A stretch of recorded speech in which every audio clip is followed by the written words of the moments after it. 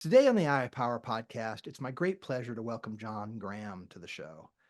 John is a three-time world memory champion. And frankly, when I booked him for the show, I thought we would get into a lot of that, how you can possibly build your memory up to be so amazing. Well, as it turns out, we never even really talked much about that because the other thing that John is adept at is overcoming anxiety. He had been suffering from debilitating panic attacks and found a path forward that not only frees him from the grips of panic attacks, but also frees others from whether it be panic attacks or just the resistance that comes from self-sabotaging, from obsolete ideas or those parts of ourselves that tend to hold us back, that aren't integrated with the direction that we tend to be on. So we get into a lot of that. So it's my great pleasure to welcome John Graham to the show.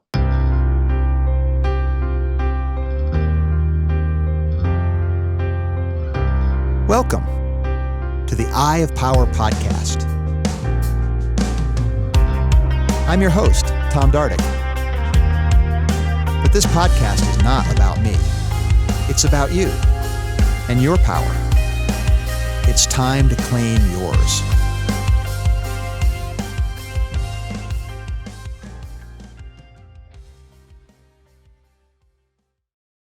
First of all, thank you, John, pretty much for taking the time to be with me today. I'm kind of interested, I do not know what a memory champion goes, how you go about doing that. So I'm interested in your path, but it's not just that you're a memory champion, right? Your story is also overcoming pretty debilitating anxiety. So I have one overall question that I think will form our talk today, and we'll probably just have little segments of the question. And just to start off, I'll say that the question is basically, how do we tap into our potential to unlock more of our capacities? Because it seems to me like that is a bunch of your story, where you've been able to get past some debilitating anxiety and whatever it is that you've done to be a three-time memory champion. That's no small feat.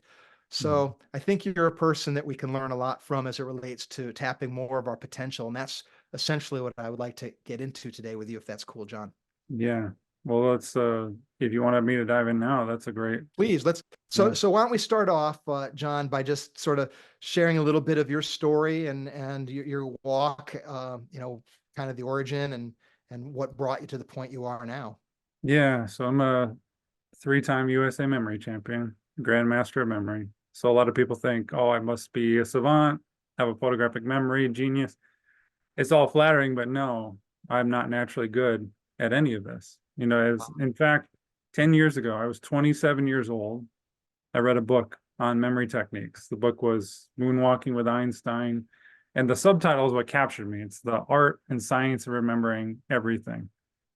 So I was drawn, like my soul was just drawn to this book. And I just learned that there are ordinary people like you and I who learn mental techniques using visualization, imagination, connection, stories, places, so that we can lock in massive amounts of information and remember them, like literally know where we're looking in our mind to find it, to recall it, so we don't forget, in a speech or whatever. And I just started practicing these techniques. I literally started with a deck of cards. I memorized, it took me a week to learn this process, but I turned the cards into images, like people and things, and made stories. So I learned how to memorize a deck of 52 cards in order. It took me about 6 minutes at the end of a week. So I practiced for a week and then 6 minutes. So at that point, I was kind of hooked. I competed all over the world, like learning, bombing at my first competition, to like meeting some of the best minds in the world, kind of modeling their techniques. And that's what took me to the top, right? But during that time, for this thirst of knowledge and ascension and accolades, I was suffering from anxiety. I was suffering from mental paralysis. I was suffering from panic attacks. At one point, I was having panic attacks every single day, multiple. It's just completely debilitating.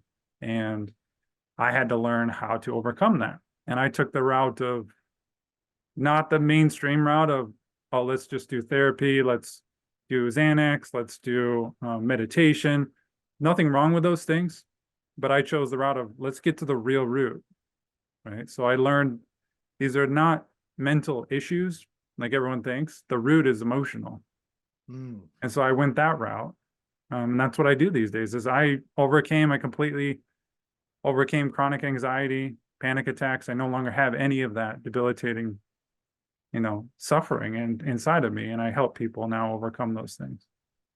Wow, that's I'll tell you what, the thing that I love most about the story so far, John, is because I would have predicted before we even started talking here, before I looked at your material as far as what you do for people, I would have thought that memory champions were just born with eidetic memories, the kind of the Sheldon Cooper of Big Bang Theory kind of thing that, you read it one, or Good Will Hunting, that kind of person that just has a brain that works different than other people.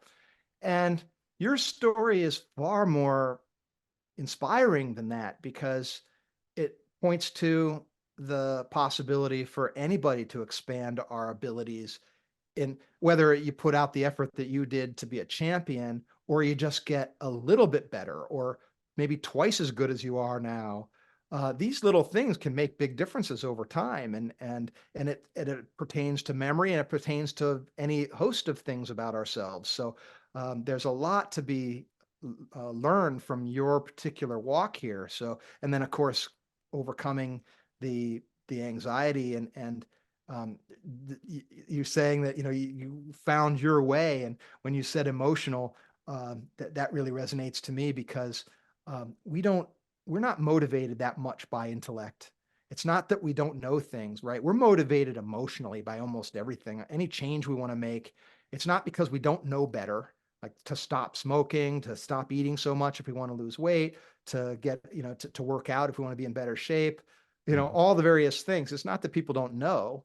It's our emotionality as it relates to those things that keep us from making the positive changes. So the fact that you're able to do that in this way is just absolutely intriguing. So let's dive in. So Mhm. um, I'm almost tempted to go more towards the panic attack and the emotionality first. Is that okay with you? Sure. Yeah. Ask me All anything. right. So did the panic attacks, was it something that you had your whole life, or did they come on over time, or what was your walk through that, John? I had anxiety probably mostly since I was 13, but they didn't go to panic attacks until probably 2019. And Okay. they were coming to a head. I was adding more emotion, suppressing more things. And it got to the point where, yeah, they started coming.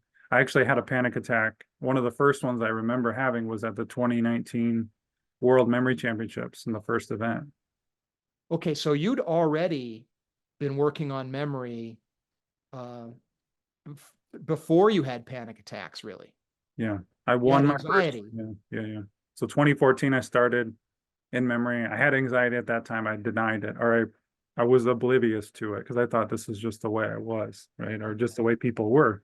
Ah, Um, then I started having brain fog. So the memory training, I was starting businesses and then later started having kids. So these really, big events in my life started bringing forth these suppressed energies and emotions more to the forefront, coming to the surface, and it was intensifying.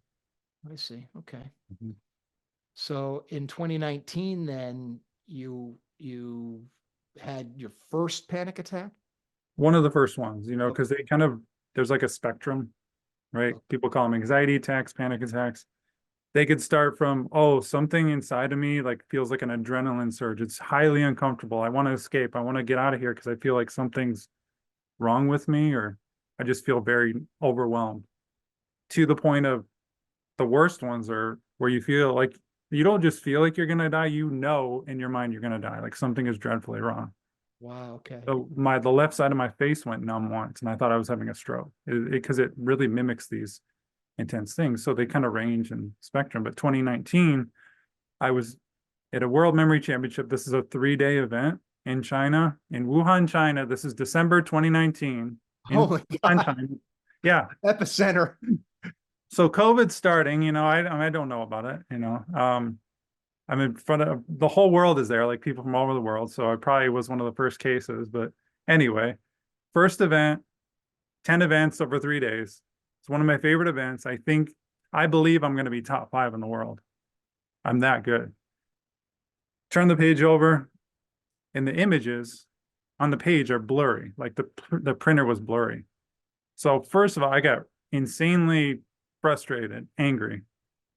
And the stress of just the whole lead up to that event, the adrenaline, everything that I suppressed, just it flipped a switch and I just lost it. Like the demons started speaking to me. I started freaking out. I was getting hot, hyperventilating a little bit, but I kept forcing it, like trying to memorize, and I completely bombed. Like this event, I was in contention to break, or like I could beat the world record in practice. I finished 145th in that event because I just completely lost it.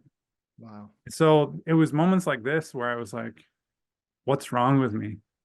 Why is this happening? And other people, they seem to be fine. They don't talk about this. So that led me to like, what's wrong with me? Why is this happening? And so when you asked yourself that question, where did that lead you? What was your walk from there? Yeah, as a memory champ, as a nerded out guy, you resort to supplements. You think, yo, I'm deficient in something, or you try guided meditations. You try to like reframe your thoughts. You try to motivate yourself. You just try to get out of that feeling. You escape from that feeling. I just want to feel better. I want to try the nootropics in that route. So that was what I used to cope with it.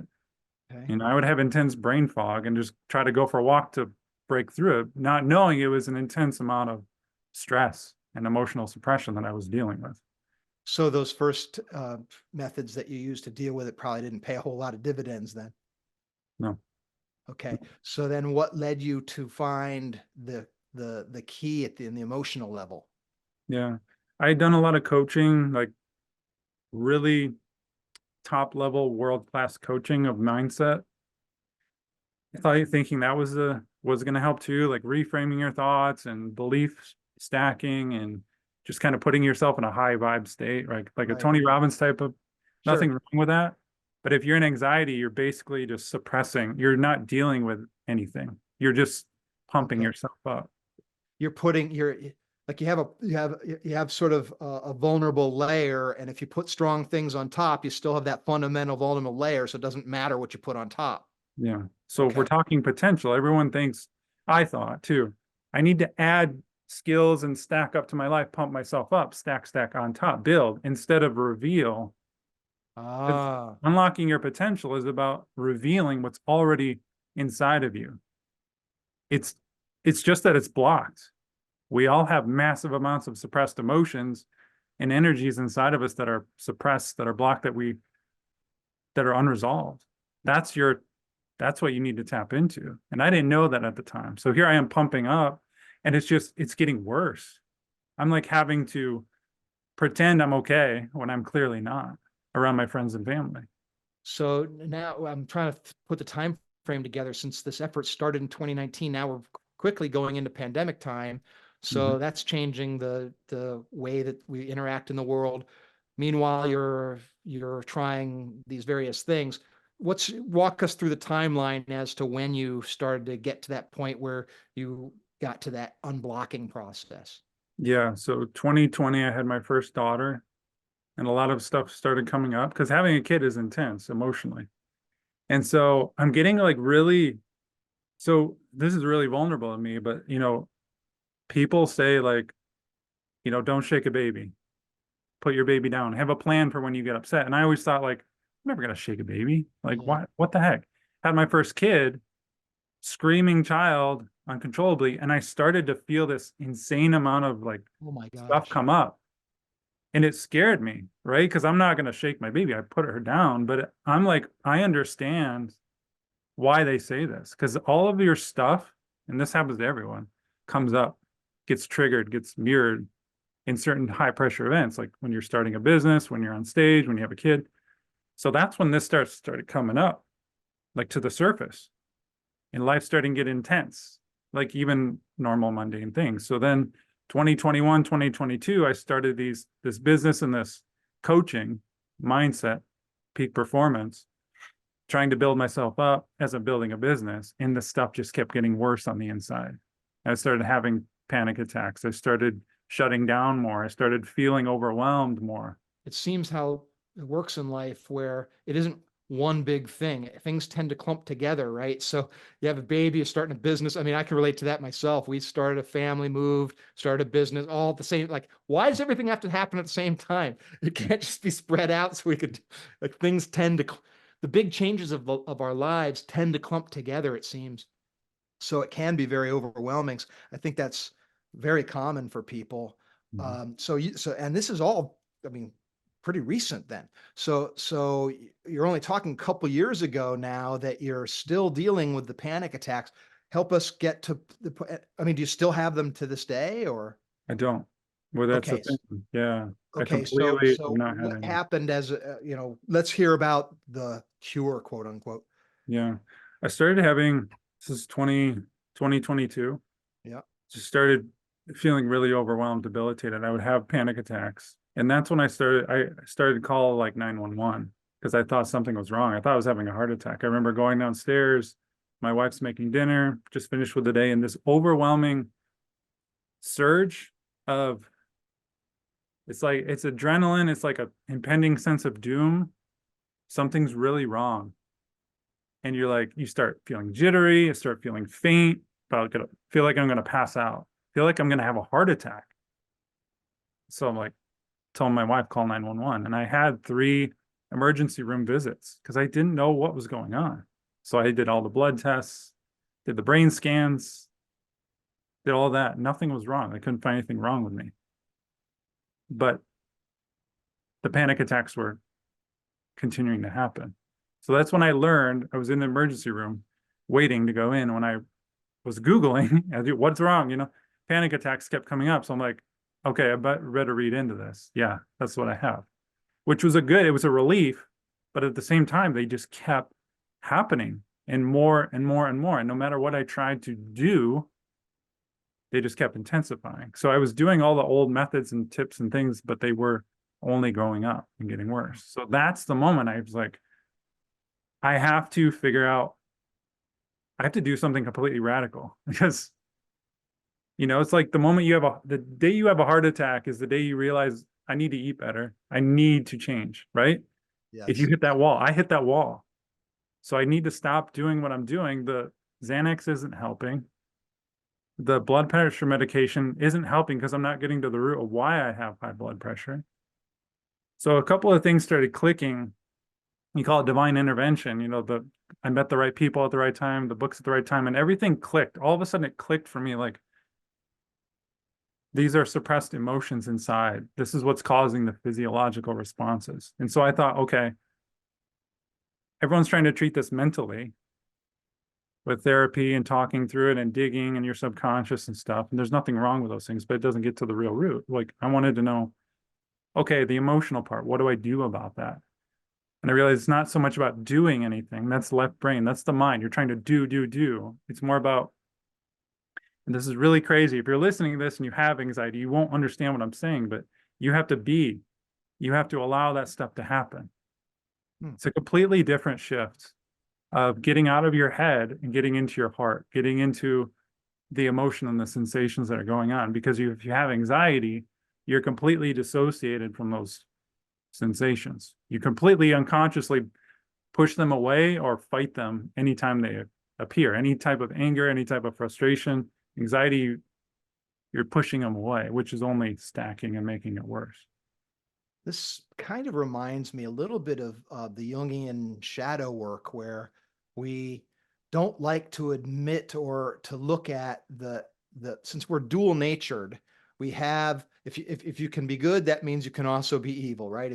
If whatever our capacities are, there's dual nature to it. So there's whole elements to ourselves that we don't really want to admit or look at because it conflicts with our self-image of being that good person or whatever it is, that forward-facing image that we create.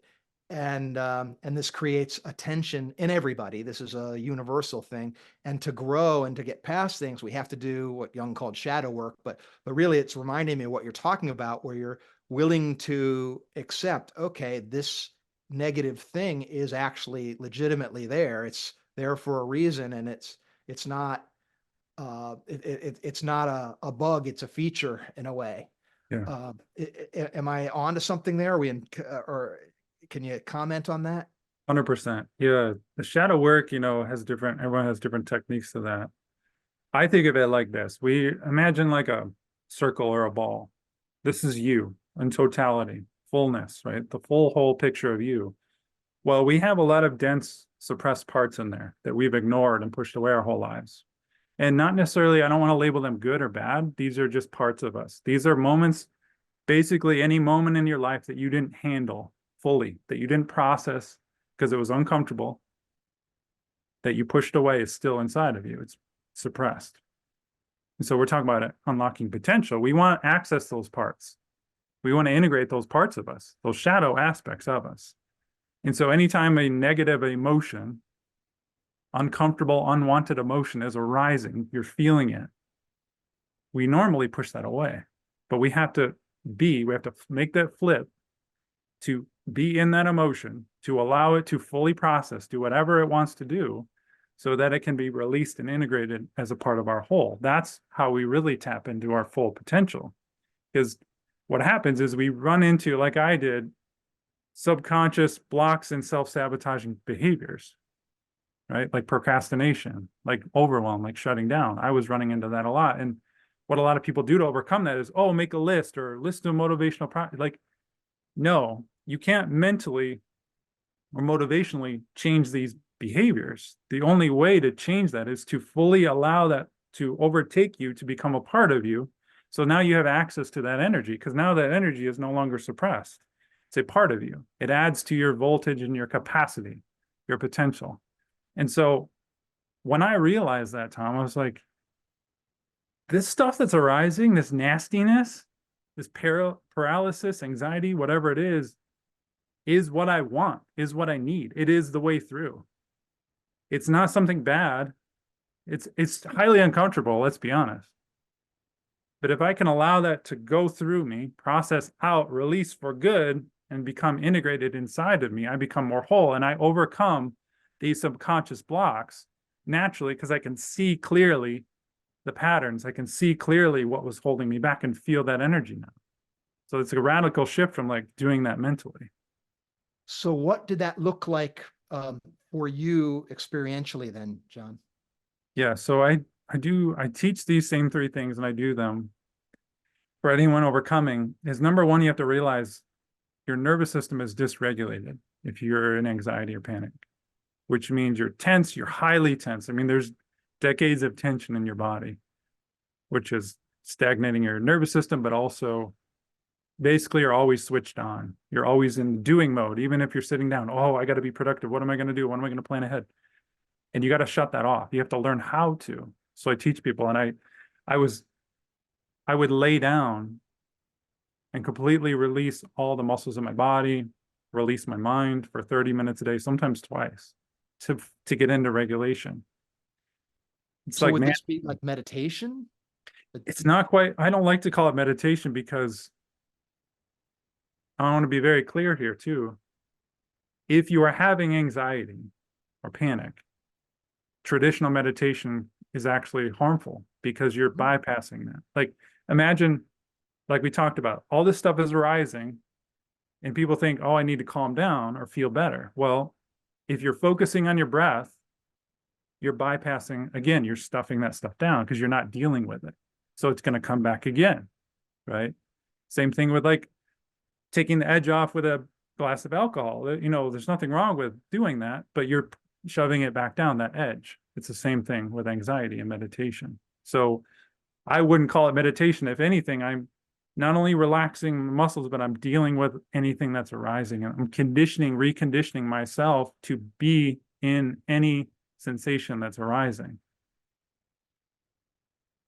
I hear it talked about a lot, where in terms of getting to that place of relaxedness, using your muscles. So whether it be exercise, some sort of energetic output, long distance running, people do that, or swimming or whatever. But short of that, for people that aren't in that physical condition, at least getting to a place where they're fatigued. Is that akin, or is it's not what you're talking about? Sure. I mean, generally you just want, when you're regulating, you want to be in a relaxed state almost 24/7. And I know that's completely unrealistic to do it 100%, right? But one of the problems I have with meditation or exercise, and not that I have problems with those things, but the mentality is, oh, if I do this 30 minutes a day, then the rest of the day I can do whatever I want and snap back into the old pattern. Well, if your nervous system is dysregulated, I don't want you to just relax for 30 minutes when you're doing your meditation or when you're exercise. We need to learn how to sustain that relaxation throughout your entire being, your day, so that when this stuff comes up, and it will, that's unavoidable. When it comes up, we don't tense up and hold it in or react. We allow it to come up. So it's a completely radical shift. So for you, go back to like your first experiences with this process, where you were allowing yourself to be there, and allowing that those, whether it's the anxiety or the is it memories of those triggering, or those experiences that produced those emotional patterns? I'm trying to get a handle on what that feels and looks like for people to be able to embrace it. Yeah. So just talking about the regulation, the laying down, because there's a couple different things I do in addition to that when the memories or the triggers come up. But the regulation is just, I would just completely surrender control. Because when you're in anxiety, you're trying to control to feel better. You're trying to either avoid something that doesn't feel good or to get something that feels good. That's generally how we're conditioned. So I'm letting go of that control, because the control, that mind, is going to keep you in it. So I have to recondition that response of control and more or less surrender control of my body, my breath, my muscles, so that it regulates my nervous system to allow this stuff to arise. Because what I'm doing is not only regulating and relaxing, but I'm basically saying, Tom, I want this stuff out. So I'm going to relax to allow this stuff to come up, right? Which is completely different than, oh, I need to take Xanax or meditate, because that means I Exact don't want to opposite. feel this way. Yeah. So you're inviting that energy forward, or that whatever it is, you're inviting it forward. Yeah. Knowing that it wants out, knowing that that's why I've been having anxiety all this time, is it wants out. It keeps coming to the surface. So I'm inviting it to come and release. Yeah.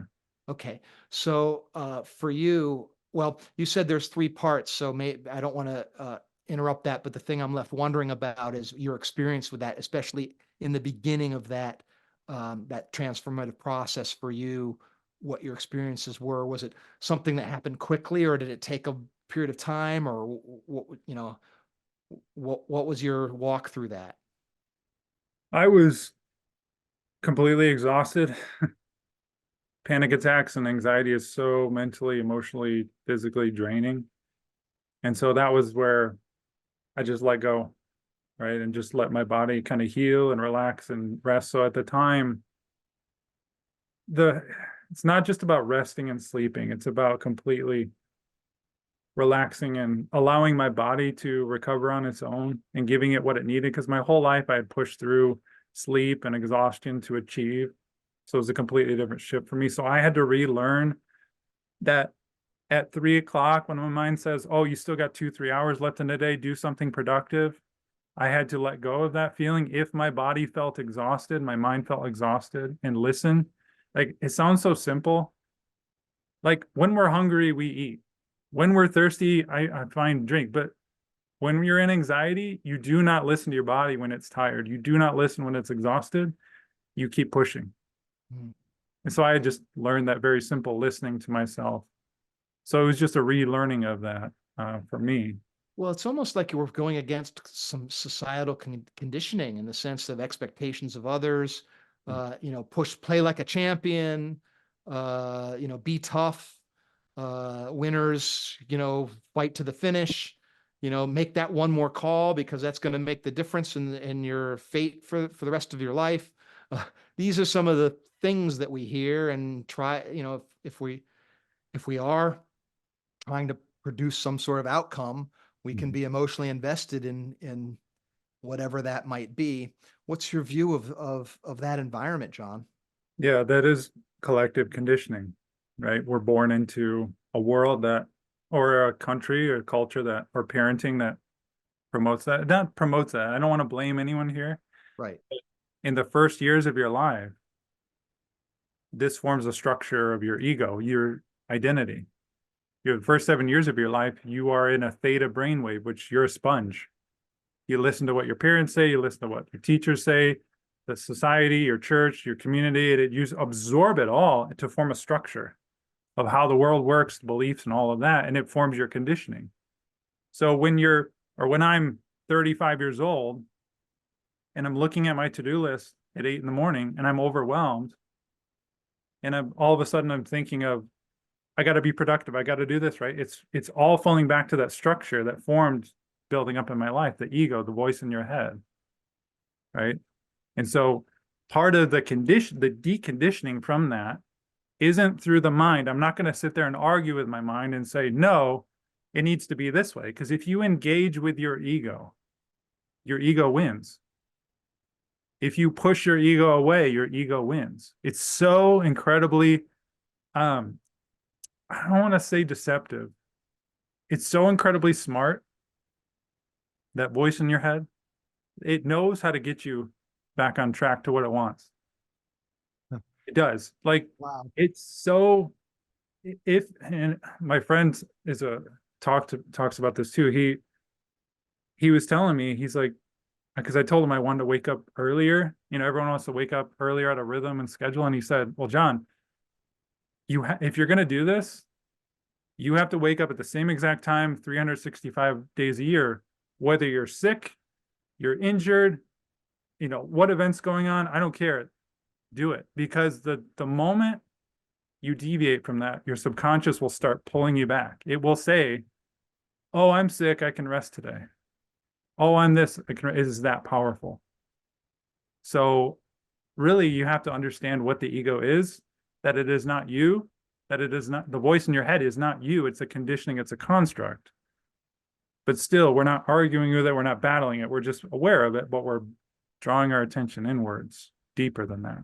Lately, I've been thinking in terms, and I speak in terms of the ego being like an organ, like it's there to keep the species alive, keep our genetics going forward in time. That's what its function is, and it isn't us. It's a part of us, and but a lot of our problems come from blurring those lines between the ego and the deeper sense of who we are as a whole. It'd be like us thinking we are our hand or our arm or our, some part of ourselves. Is like, well, that is a part of you. Yes, it's not you, but to think that that's all of it is a less empowering model than if you can see the greater whole. So when you say that if you engage with the ego, it wins, you do mean engage on its terms and try to go head to head with it. I mean,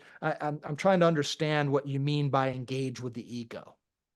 If you argue with it or play its game, I mean, if you're battling it mentally, like if you're feeling guilty about something mentally, and you mentally start going in and start giving yourself all the reasons why you're not guilty, you're essentially proving that it's right because you're arguing with it.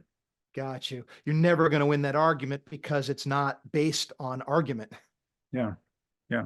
Okay. You're essentially saying you're acknowledging it and having a problem with it and giving it energy, Okay. you know. Okay. So if you did already, I missed it, but you said there were three things. You said the nervous system dysregulated. Did you get to the other two yet, or? Not yet. So Okay. Okay. Let's keep going. the second step is what I call the unhooking method. And I teach this is it's that flip from the moment you have a negative emotion, anything uncomfortable, unwanted. We all know what this is like. What do we normally do? Well, normally we try to do something to feel better Right. naturally. And Eat that's a not a piece good of thing if chocolate. you're anything. Yeah. Chocolate, food, right? Yeah. Alcohol, go for Yep. a walk, podcast, Yep. go to the gym, Yep. meditation, talk to someone. And again, there's nothing wrong with those things. But if you're living a life of debilitating anxiety, paralysis, things like I have, those won't help you. And that's controversial. Feeling better in those moments will not help you in the long Wow. Wow. That Yeah. is, So I teach people how to unhook me, and it's basically leaning into that feeling, being in that moment.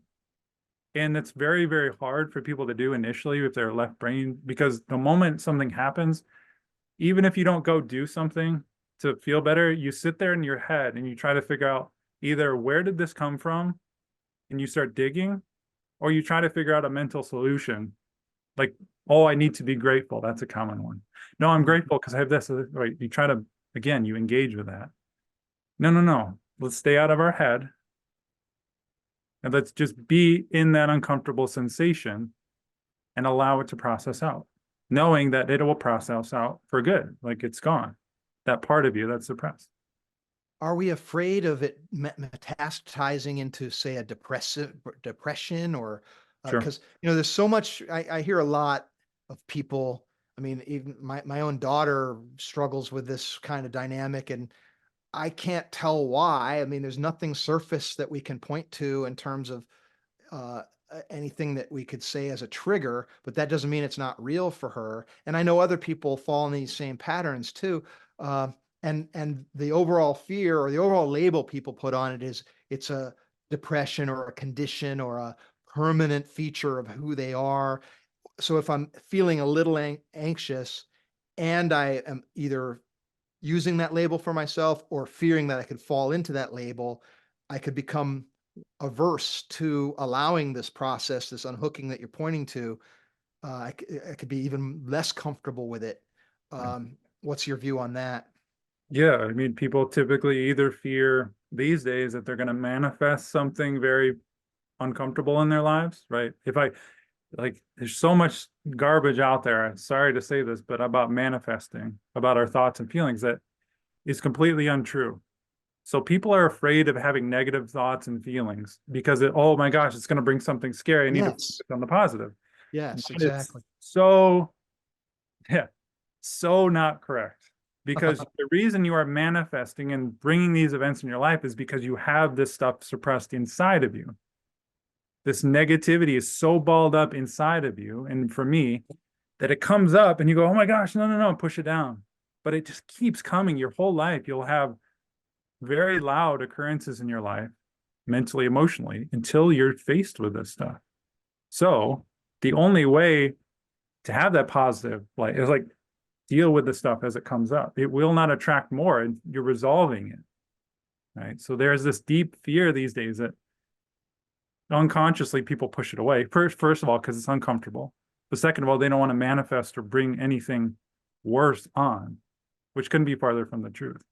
Well, we all, and some of the methodologies that are popular, affirmations or whatever it might be, the secret. I think all these kinds of things that you're talking about, where I mean, and this is the prevailing wisdom in the world of psychology today, really, at least that which is commonly spoken about on podcasts and internet and so forth. And I'm excited by our conversation, because what you're pointing to is something that I've kind of had a innate sense of, but I couldn't quite point exactly why. And I think what you're doing here is pointing to the reason why it's working this way. So this is a super valuable thing. Mm. So but we're still in intellectual area here, because we're talking about, okay, I think this. And the problem really isn't so much that, it's the feelings that we are, because we have feelings about the feelings, right? So we still need to somehow jump the modality from what we perceive intellectually to what we are allowing ourselves to experience in our internal landscape. Can you put some more light in that space, John? Sure. I mean, the intellectual fears, anxieties are real, but again, they're part of the ego structure. And so anytime you're in there trying to figure out what your fear is and try to give bullet points to disprove that fear, there's nothing wrong with that. But again, the fear is, imagine it's an energy in your nervous system, it's suppressed, deeply suppressed. And the way you're going to resolve that fear is not through intellect and force, but through letting go when that comes up. If you're feeling nervous for an interview or a podcast or whatever, and you feel some anxiety come up, you surrender to that, allow that to permeate your being and do whatever it wants to do. Right? The mind's going to go crazy, right? It always does. But bring yourself into the body, the sensations, just keep focusing in that, and then it will release. And you'll have a moment of clarity. You'll see the pattern. You'll have that release moment. And you'll realize not intellectually, but emotionally, that it was a completely unfounded fear. So the way you integrate and expand is not through the mind. And I'm saying this as a memory champ. I've obsessed over hacking my brain my whole life. It's not through your mind that you expand. It's through this suppressed energies, this fear. Like when you say face your fear, feel your fear. Let it take you. Jump on the back of the demon. Ride it out. Befriend it. And it will inform you. I'm wondering if this is part of the appeal of why people like scary movies. Because it's not really that fun being afraid, but people do seek scary movies. Now, maybe that's a proxy or something like that, but I wonder if there is a psychologically useful effect of purposefully being afraid, or like roller coasters or something. I don't know. Everything we seek is for the way we feel. Yeah. So it gives people something. Because again, whether it's a scary movie or whether it's $1 million, why do you want $1 million? You want $1 million because how it will make you feel when you have that house and those things. Not the $1 million itself, but the feeling of everything. So everything we chase is for a feeling, or to avoid the feeling. So the unhooking method is inviting those feelings, letting them, and then you're unhooking from the feelings by allowing them to sort of wash through and go wherever they're going to go. You just let that go. You're unhooking from the control that you've been conditioned to have. The control, so that you're not trying to steer it. You're not trying to suppress it. You're not trying to not deny it. You're just letting it rip, letting it go and seeing what happens. Yep. You're letting go of control. And was this something that you had to do by yourself, with other people? Did you have to set aside time? Did you have to be alone? I mean, what did it look like in these kinds of situations, John? Yeah, I did it by myself. Don't need a priest or a therapist to do this. I mean, it's helpful if you have someone you love and you feel like you want someone to sit with you. Sure, absolutely. Hold space. But think about, if parents can understand this. When a child is really upset, as a parent, you don't really need to do anything other than embrace them and hold space, hold emotional space where you're solid, sturdy. So when you're in anxiety, you do the same thing for yourself. You can be the safety for yourself and develop tolerance for these feelings. So anytime this would arise, and I hated doing this initially, I did not want to do this, but if I felt anxious or overwhelmed, my immediate reaction was, I'll grab my phone and scroll while I, distract myself. No, put that down.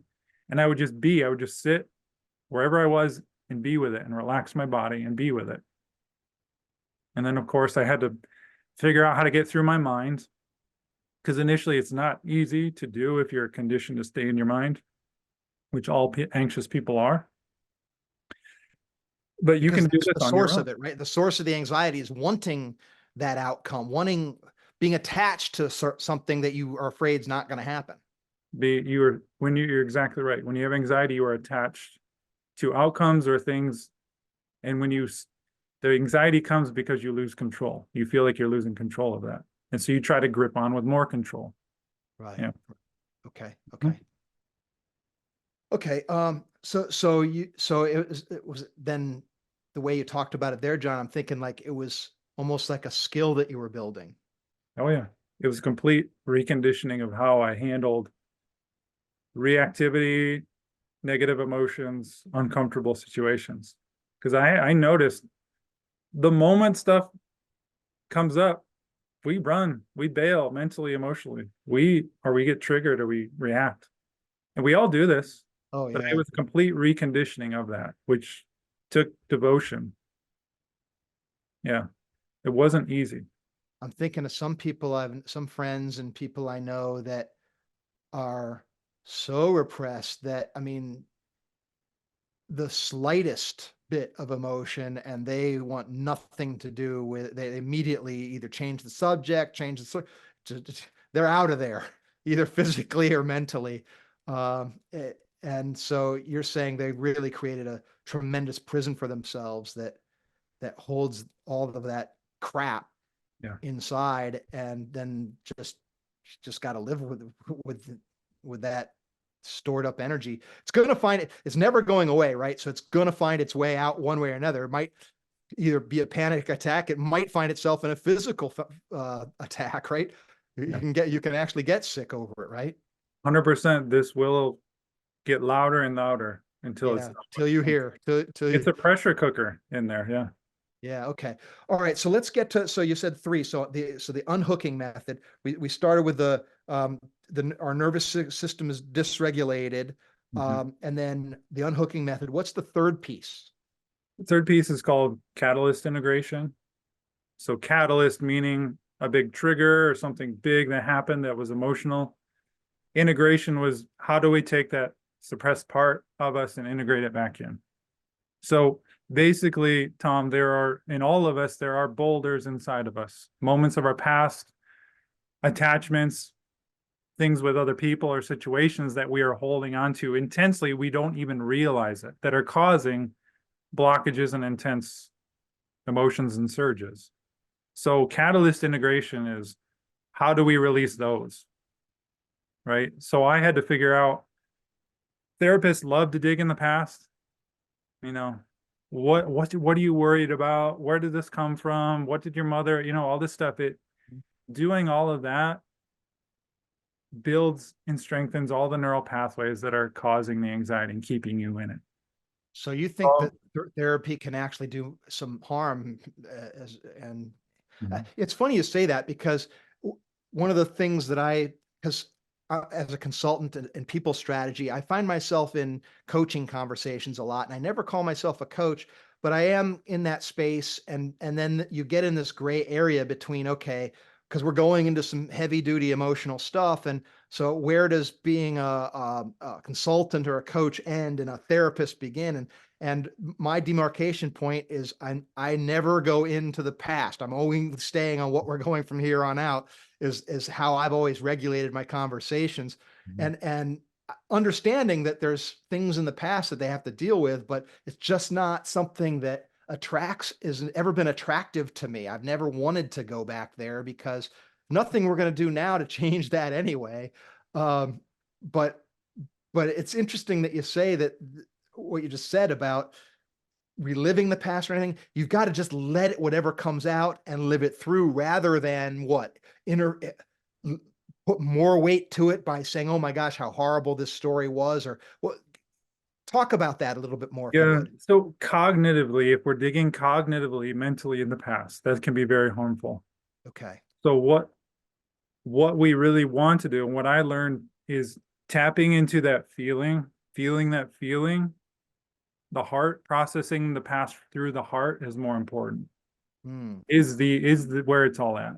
So if a therapist is digging for the past and what happened in your childhood and your mom and all these things, you're mentally being asked questions and mentating in here, and you're strengthening these neural pathways. what catalyst integration does, and I learned this through my own experience with my grandfather, and I can share that story in a second, but when you're tapped into a trigger, an intense trigger, and a reaction, it's attached to something in the past. And you don't have to know where it came from. You really, truly do not. The most important part is to feel that feeling fully. Well, some of the people in your life, situations in your life are very visceral right now. Like we can make a list of things that bother you. And I do this with my clients. Like if you notice someone that really bothers you, write it down. And we're going to use that person in catalyst integration. So I guide them through how to do this on their own, by the way. Where you go to that moment of that person, and that access is the moment you think about someone or something that bothers you, it opens up stuff naturally, keeping you out of your mind here, but more into the heart of feeling through that moment. Sometimes you can even, and this is bizarre if you've never experienced this, but if you're tapped into a really stressful trigger or person and you're feeling anger, resentment, whatever, you can bring up and ask your subconscious, where is this coming from? In your own contemplative state, where is this really coming from? And a memory from your past might emerge. Something you haven't thought about, something you didn't think affected you, but it'll emerge in your subconscious. It will come up. So I guide people through how to do that on their own without me, because you don't need someone. You just need to know one person that bothers you, get in a comfortable place, or be with someone you love, right, to walk through this. Be in that memory, feel as uncomfortable, let it happen, and then you can ask your subconscious, where did this come from? And it will unwind. And then I guide people through how to release that. That's fascinating. I'm so very, very, very interesting and kind of unique. I mean, are there other people that do it the way that you found out? I mean, I'm not that familiar with this approach. Yeah. So I learned about this technique from Aaron Abke. Okay. He has more of an intellectual approach to this technique, and I really kind of tailored it more towards how I utilized it in the past. I think Teal Swan also has a very similar approach to this too, accessing these boulders. But yeah, I'm not, all of these techniques, I wouldn't say I'm pioneering, but I'm certainly adapting them in a very simple way. Because the problem I see, Tom, is when people get into this stuff, they over intellectualize it. Which if you're in anxiety, you're the left brain person like I was, and you try to figure everything step by step. Well, it ain't about step by step. It's about tapping in a different realm. So of simplicity and deconditioning your way of thinking. So I try to play at it from a very, very simple emotional access of how do we access this stuff. My head's a swirl of all kinds of things that you're pulling up here in terms of the way we can take this. Being a memory champion and then talking about some of the dangers of suppressed memories or at least playing around with them and giving them undue attention and weight is an interesting, very, very interesting dichotomy to me there as your story and your individual walk through this world. One of the couple of things as it relates to memory that's come up repeatedly in my continual trying to figure life out, is learning about how, first of all, how scarily incomplete our memories are and how inaccurate they actually are. Through research, they find, our perceptions versus what actually happens are way further apart than what is comfortable or what we would normally predict. Yeah. And I've seen this numerous different ways, and it manifests in a lot of different ways. The other thing is whether it's accurate or not, our memory, they're almost always to some degree obsolete. In other words, let's say one of your triggering events was being rejected by the opposite sex. So whether that rejection may not have actually been a real rejection, you just felt like it was. So whether it was or wasn't, the accuracy of it doesn't matter. You still have the traumatic feeling of the rejection, and it doesn't know any different. Then let's say you're happily married. So the issue is no longer a, a factual matter. It's truly obsolete. Yet that energy is and pattern is still there. You're still feeling, and I think this is attached to the ego that you were talking about, where the ego part says, you're not all that attractive to the opposite sex. Your genes are in trouble, or you're not where you could or should or want to be. Therefore, you should be doing this other stuff. And it pulls you in directions that has nothing to do with what you would choose, want, think makes sense. Yet there you go. What do you think about that little diatribe? Yeah, I mean, you nailed it, right? We have experiences in the past that sort of, and the way I like to think about it is the moment in the past where you got rejected by the opposite sex, that moment was so bothered and couldn't handle that not only did it suppress, but it fragmented. That part of you is trapped in that 15-year-old body, trapped in the past. Keep it that way. And this happens more and more over life, where you fragment that part of you, it gets trapped in the past. So the bothered part of you from the past ripples forth into the future. So meaning when you have a argument with your wife or whatever, like you mentioned, someone, and you have these thoughts come up, it's basically that 15-year-old fragmented version that's still bothered, still suppressed, is rippling out into the present. That's why the patterns keep happening, the unconscious, subconscious patterns, it ripples out and affects us. So the way we resolve those is not just through catalyst integration, but through releasing the sizzle of that 15-year-old self, so that the pattern changes, the energy comes back, and we defrag, for all you computer nerds out there, we're defragmenting our psyche. We're bringing all of these parts back that were suppressed. We're bringing them back online and organized into our present, which brings forth our potential and our capacity. So one of the things that I'm thinking about this process, John, is it doesn't have to take forever. I mean, your own personal story, I mean, all of this transformation for you has happened in a relatively short amount of time, right? Yeah. Yes. I went from having daily multiple panic attacks, debilitating. This process that I teach and walk people through, 2 months of devotion, and I was no longer having any panic attacks and completely out of the dread and the heaviness of the anxiety. Life changing. That by itself, of course, is massive.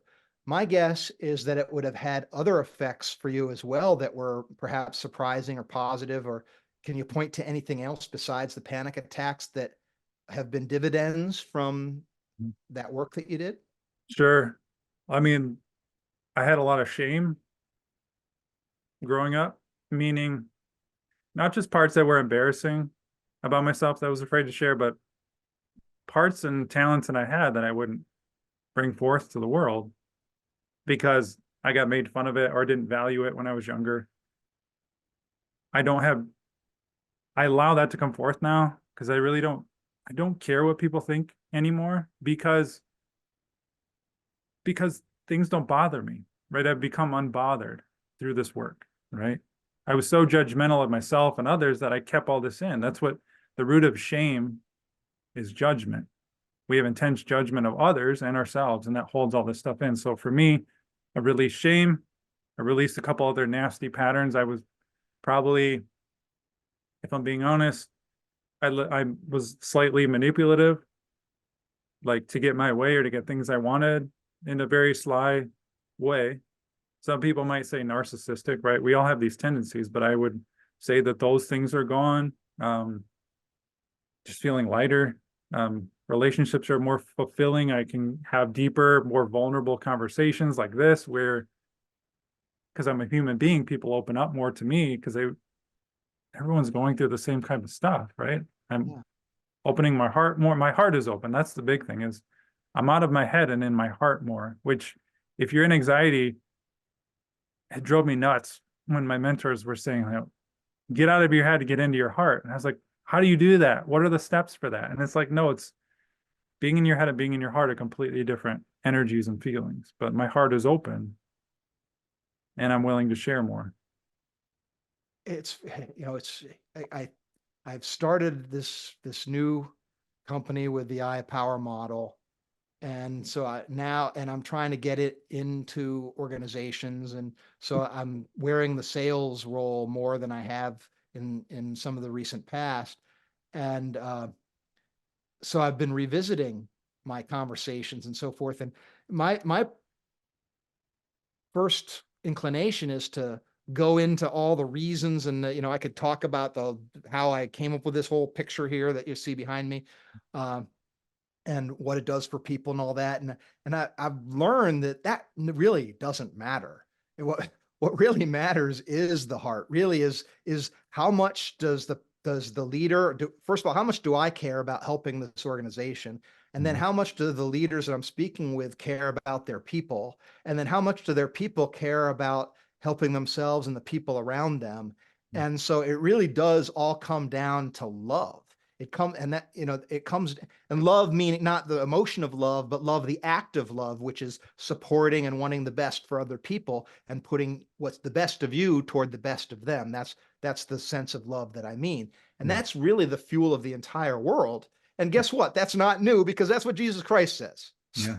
So it's like, this is how it is. And as you were speaking about the shame, I was thinking about the Four Agreements by Don Miguel Ruiz. I don't know if you're familiar with that, but it's the same freaking thing. It's don't take things personally, always do your best, right? Be impeccable with your word. Don't have shame with yourself. Do what you think is best, and hold to that.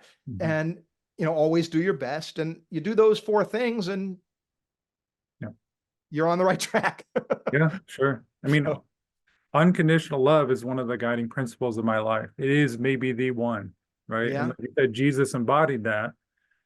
And he embodied it. He didn't just talk about it, he was it. And right, yeah, so he showed with us how we can do the same thing. Not in like mentally and through words, but not just loving other people, but if we can love the parts of ourselves that are suppressed and that are unwanted, right? And we can allow them up, and we can share them with the world. Like, here's a definition of love that everyone thinks like love means like hugging and kissing and flowers and romance and intimacy, right? That's a definition. That's a human definition of love. For me, it's much more simpler. It's full acceptance. It's overwhelming acceptance. So that means if I'm accepting of all parts of me, full experience, if I'm fully accepting of every bit of Tom, doesn't mean I have to agree with you, but if I fully accept and embrace you as who you are, and see all of you and allow all of you to be, right? And not judge it, but it's like, wow, his role is amazing. What he does is cool. And I love what he does and what he's about and what he's learning. And if I can do that even with the people I hate and the people I'm resentful towards and the politicians and the evil people in the world, if you can find acceptance of their role and say, wow, that person woke me up because of how corrupt and evil they were. But I'm thankful for that person in the world, because now I'm awake and I'm mature and I see things from a different perspective. That perspective of unconditional love is what freed me ultimately from my anxiety and my panic. wow, that's wow, that's mind blowing. That's such a beautiful concept. And I'm gonna start crying over it, because Yeah. that acceptance is I mean, if you look at it, that's what the process that you laid out. That's essentially what it is, really. It comes down to acceptance of what's real and true, and you just let it flow. And if you don't get in the way, then you're not gonna have problems. Yeah. The pain and the fear and the problems are blocked energy, Yeah. right? That's what I talk about in the High Power a lot. The pain, I don't know if you can see it, but Yeah. the Yeah. pain quadrant is, it's our relationship to pain. And we have this, and it's understandable, right? Because it doesn't feel good, Yeah. right? Shame doesn't feel good. Fear doesn't feel good. Pain doesn't, anxiety doesn't, none of it feels good. So our natural reaction is to push it away and to deny and to distance ourselves. But when we can get in a relationship with what its function is, which is, hey, pay attention. Hey, wake up. Hey, there's something blocked here. Let it go. Mm-hmm. Your word of acceptance seems to me the magic word right there is see it for what it really is, and you might as well embrace, because you don't have any choice. you, you Right. know, the Yeah. reality is what it is, and don't think that you can do much about it. I mean, we waste a lot of energy on things that we have no control over. And there's very few things that we actually do have control over. One of them is this thing we're pointing to right now, Yeah. is our Yeah. attitude towards how things flow, right? Because yeah, if you're, I couldn't have said it better. Like you, when you have anxiety, you are in resistance to reality. You're not trusting reality. And so we have to learn to let go of that control that we think we have over things or our lives. We're forcing things. We're resisting what is actually happening in our lives and seeking out something to feel better. But that doesn't work. It never will. Yeah. It's futile. So Yeah. not only do we have to surrender, but we have to accept everything that arises, right? The uncomfortable and the good. If we stop resisting the uncomfortable and allow it to happen, we're going to be at peace much quicker. Yeah, and it's not a panacea, rose-colored glasses or anything like that. Life it has a dual nature to it, and you're going to be in seasons of joy, and you're going to be in seasons of sorrow. And one thing is for sure is we're all going to meet our maker one way or another, Mhm. and mortal, and this is not a bad thing. I go back to one of the ways that illustrated this to me was actually the writings of Anne Rice with the vampire milieu, where the curse of vampirism was immortality, and you don't want to be immortal, right? That's when you have all the time in the world, nothing really actually matters. It's our mortality that gives us that specialness of meaning and purpose, and it's our limitations that highlight the things that we're capable of. So Mhm. that duality you pointed to about whether somebody bugs you or you hate somebody, still to have that acceptance, it's just true down to the core of it, because everything has its purpose and place and meaning. And when you allow yourself to be open and accepting, you also allow yourself to increase your wisdom as it relates to your ability to understand what's real over that never changes, that's just solid. You're oriented in the Yeah. world that way. And that's another way I talk about that in the Eye of Power, is I say, the closer we get our models to reality, the more power we have. The Mhm. further away they are, the less power. And they're never going to be exact, because we're beings of limited perceptive power. Mhm. So but that's what we're here for, right? That's the work of our life, is to bring those things in our own unique way. And John, your story is just absolutely, to me, extremely inspiring, because it's very dramatic. You've got super high highs of being a worldwide memory champion. We didn't even talk much about that journey. I thought we'd talk a good amount about that, but didn't turn out this way. Maybe next time we can get into that if we ever get a chance to talk again. I would sure hope Absolutely. to. Yeah. But your walk through acceptance of what was real and true within yourself, to unlock it. And the fact that it's so recent is another thing that's really hitting me hard. Like, you're a young man. I mean, you got a lot ahead of you, and I can't wait to see where it leads. Thank It's you. absolutely super inspirational story, John. So thanks so much for being with me today. I Yeah. Well, can't thank you tell you. for digging in and asking like some really good questions to allow that to flow through me, because people need to hear this. Like, not Yeah. only can I do it, everyone else can be empowered to do this themselves if they're willing to go there. Well, and that reminds me to ask you. So, because I'm thinking like, okay, maybe I could use John's help with a few things here. So those that are listening to us, what would you say? How should they proceed? Either reach out to you, or what would you coach them to do to move forward in the way we've been talking about? Yeah, I guide people through this three-step process to release anxiety, chronic anxiety and panic for good. So I have a program or offer one-on-one mentorship there. You can go to releasepanic.com to look that over, and you can even book a call with me to talk this through and see what works for you, if this will work for you, right? But for everyone listening, I recommend going to get a free guide that goes into this deeper, whether you have anxiety or not, if you have suppressed emotions and how to do this, I have a video at releasepanic.com/free to sign up there. But yeah, this is what I do now.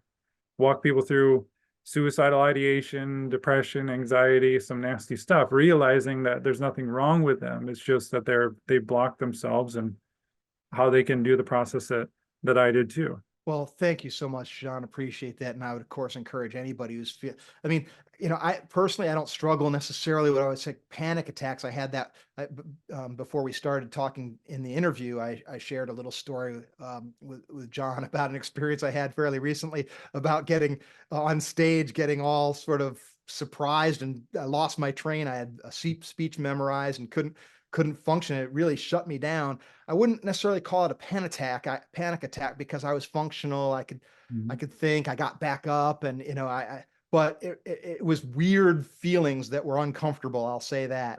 And so I don't think it matters who you are. I think we're all works in progress, and we can all get better as it relates to our level of acceptance in our wherever we are in our walk. We can always move forward, and people like John are just gems for us to be able to just shorten our learning curve. Yeah, well, I have tons of people, like you said, Tom, who don't have panic attacks, who reach out for me just for this same solution, because this methodology is as you can hear, this is for anyone who's human being. But the people who are really suffering really need this and want to move through this. So I have tons of people who don't have anxiety and panic who do these programs and processes too, because it's life-changing. Great. Yeah, awesome. Well, thank you, John. Appreciate it so much. Yeah, appreciate you, Tom. Thank you. John, thank you so much for being on the show today with me.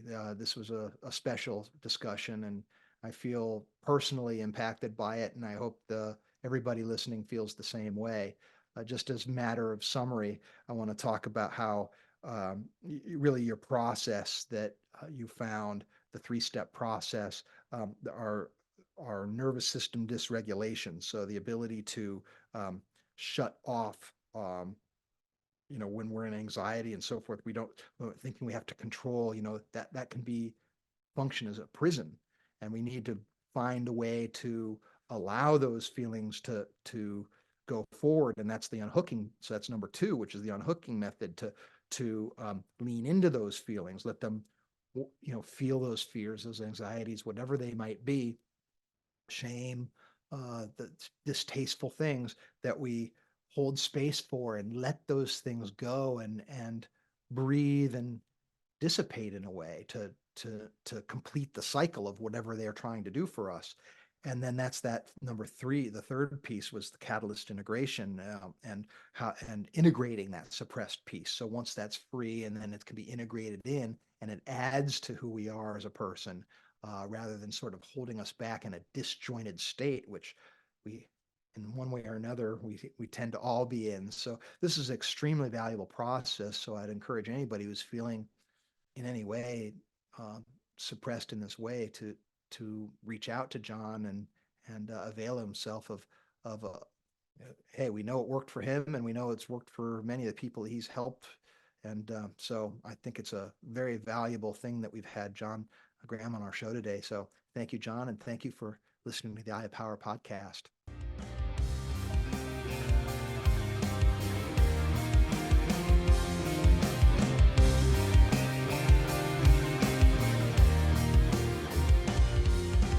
This has been the Eye of Power podcast with Tom Dardick. I'd like to thank you for listening. I'd also like to thank my brother, Scott Dardick, for the music and his music production. If you'd like to reach me, simply email Tom at dardickcommunications.com.